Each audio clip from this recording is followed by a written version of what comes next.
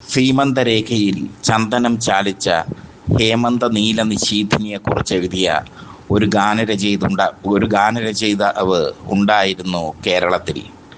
ഭരണിക്കാവ് ശിവകുമാർ.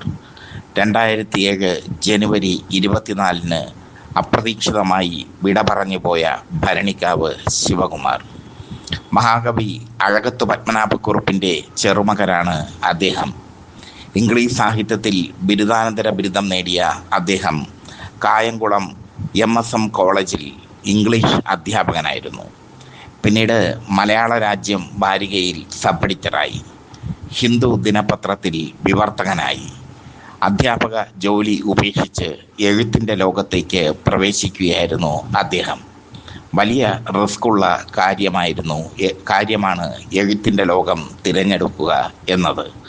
പക്ഷേ അദ്ദേഹത്തിന് ആത്മവിശ്വാസം ഉണ്ടായിരുന്നു. ചെണ്ട എന്ന ചിത്രത്തിൽ P. ഭാസ്കരനോടൊപ്പവും വയലാറിനോടൊപ്പവും ഗാനങ്ങളെഴുതി അദ്ദേഹം രംഗത്ത് വന്നു. ചെണ്ടയിലെ പഞ്ചമി തിരുനാൾ എന്ന ഗാനം സൂപ്പർ ഹിറ്റായി മാറി. ആശീർവാദത്തിലെ സീമന്തരേഖയിൽ ചന്ദനം ചാലിച്ച ഹേമന്ത നീല നിശീഥിനി എന്ന വാണി ജയറാം പാടിയ പാട്ട് മലയാളികളുടെ ഹൃദയത്തിൽ എക്കാലവും കുളിർമഴ പെയ്യ്ക്കുന്ന ഗാനമാണ്. വല്ലാത്തൊരു മൂടാണ് ആ ഗാനത്തിന്. ആ ഗാനത്തോടെ അദ്ദേഹം മലയാള ഗാനരചന ശാഖയിൽ സ്വന്തമായി ഒരിരിപ്പിടം കണ്ടെത്തി. ചോറ്റാനിക്കര അമ്മയിലെ മനസ്സിൻ്റെ കാതിൽ രഹസ്യങ്ങൾ മന്ത്രിക്കും മധുരാത്രി എന്നെഴുതിയ ഭരണിക്കാവ് ശിവകുമാറിനെ മലയാള സംഗീത ലോകം ചേർത്ത് പിടിച്ചു. താരാട്ട് എന്ന ചിത്രത്തിൽ അദ്ദേഹം എഴുതിയ അയ്യപ്പ ഭക്തി ഗാനം മലയാളത്തിലെ ഏറ്റവും മികച്ച അയ്യപ്പ ഭക്തി ഗാനങ്ങളിൽ ഒന്നാണ്. മകരസംക്രമ സൂര്യോദയം എന്ന് തുടങ്ങുന്ന ഗാനം. യേശുദാസാണ് ആ ഗാനം പാടിയത്. അക്കൽ ദാമ എന്ന ചിത്രത്തിലെ അക്കൽ ദാമതൻ താഴ്വരയിൽ എന്ന ബ്രഹ്മാനന്ദൻ പാടിയ ഗാനവും സൂപ്പർ ഹിറ്റ്. കാമം ക്രോധം മോഹം എന്ന ചിത്രത്തിലെ രാഗാർദ്ര ഹംസങ്ങളോ നമ്മൾ രാവിൻ്റെ രോമാഞ്ചമോ എന്ന ഗാനം സൂപ്പർ ഹിറ്റ്. അതേ ചിത്രത്തിൽ തന്നെ സ്വപ്നം കാണും പെണ്ണെ സ്വർഗം തേടും പെണ്ണെ എന്ന ഗാനവും ഹിറ്റ്. സ്വിമ്മിംഗ് പൂൾ എന്ന ചിത്രത്തിലെ സുമംഗലാതിര രാത്രിയാണ് അദ്ദേഹത്തിൻ്റെ മറ്റൊരു ഹിറ്റ് ഗാനം. ഭരണിക്കാവ് ശിവകുമാറിന് എന്താണ് സംഭവിച്ചത്? ഗാനരചനയിൽ സജീവമായിരുന്നപ്പോൾ അദ്ദേഹം ഒരു സിനിമ നിർമ്മിച്ച് സംവിധാനം ചെയ്യാൻ ശ്രമിച്ചു. അതാണ് അദ്ദേഹത്തെ തകർത്ത് കളഞ്ഞത്. പല കവികൾക്കും പറ്റുന്ന ഒരു അബദ്ധമാണ്. കവികൾക്ക് പൊതുവെ ബിസിനസ് പറഞ്ഞിട്ടില്ല. പക്ഷേ ഭരണിക്കാവ് ശിവകുമാർ ബിസിനസ്സിന് ഇറങ്ങി. ഒരു സിനിമ നിർമ്മിച്ച് സംവിധാനം ചെയ്യുകയായിരുന്നു അദ്ദേഹത്തിൻ്റെ ലക്ഷ്യം.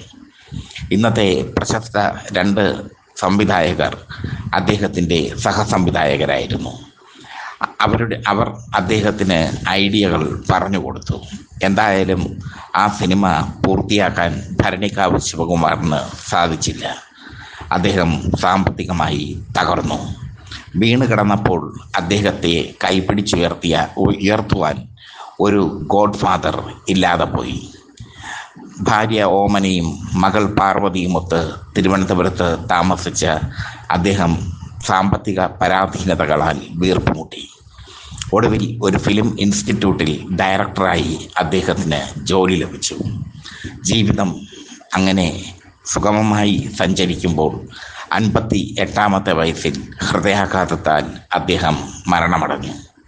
ഭരണിക്കാവ് ശിവകുമാർ തിരുവനന്തപുരത്തുകാർക്ക് നോവുള്ള ഒരോർമ്മയാണ്. അദ്ദേഹം മരണമടഞ്ഞപ്പോൾ ആചാരവെടികൾ വയ്ക്കാൻ ആരും വന്നില്ല. പത്രങ്ങളിൽ അനുശോചന പ്രമേയങ്ങൾ എഴുതാൻ ആരും എത്തിയില്ല. അദ്ദേഹത്തിൻ്റെ മരണം ആരും അറിയാതെ അങ്ങ് പോയി. അദ്ദേഹത്തിൻ്റെ മരണശേഷം അദ്ദേഹത്തിൻ്റെ ഭാര്യ ഓമനയെയും മകൾ പാർവതിയെയും കുറിച്ച് ഒരു ഫീച്ചർ എഴുതാനുള്ള ഭാഗ്യം എനിക്ക് ലഭിച്ചിട്ടുണ്ട്. തിരുവനന്തപുരത്ത് നിന്ന് അന്ന് പ്രസിദ്ധീകരിച്ചിരുന്ന വെള്ളി നക്ഷത്രം സിനിമാ വാരികയിലാണ് ഞാൻ ആ ഫീച്ചർ എഴുതിയത്. അത് എൻ്റെ ജീവിതത്തിലെ ധന്യമായ മുഹൂർത്തമായും ഭരണിക്കാവിനുള്ള ട്രൈബ്യൂട്ടായും ഞാൻ കരുതുന്നു. ഭരണിക്കാവ് ശിവകുമാർ ഇന്നില്ല. പക്ഷേ അദ്ദേഹം എഴുതിയ ഗാനങ്ങൾ, രാത്രിയുടെ നിശബ്ദതയിൽ അദ്ദേഹം എഴുതിയ ഗാനങ്ങൾ കേൾക്കുമ്പോൾ പ്രണയത്തിൻ്റെ കുളിർമഴയും വിരഹത്തിൻ്റെ കനലും ശൃംഗാരത്തിൻ്റെ അഗ്നിയും ഒക്കെ നമ്മിൽ എരിയും എന്നുള്ളത് തീർച്ച.